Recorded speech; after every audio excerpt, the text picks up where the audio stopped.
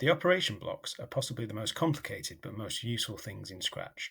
The best way to think of them is consider where you will use them. So we're looking at the shape of them. They're the diamond shape, which means they fit into gaps, such as the one in the if-then loop.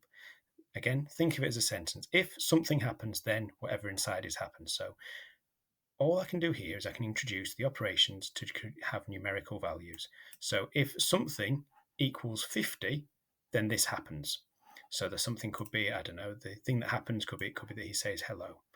So the operations allow us to put numbers in there. Obviously, it's a white circle, so we could type in there. So we could put a value in there and say when that value equals 50 or when that value equals something. The other option we have as well is because it's a circular hole, we can put circular operations in there. There are some blocks that shape, so when certain values are met, we can drop those in there.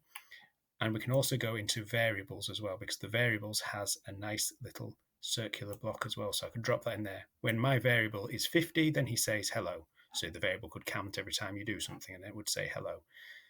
The ability to combine operation blocks and sensing blocks to make longer and more complicated statements in the if-then loop is one of the real powerful features of Scratch.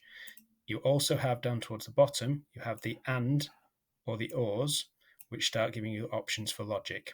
Again, this could be combined with sensing to become really powerful. So if touching blue and touching the mouse pointer, then do something.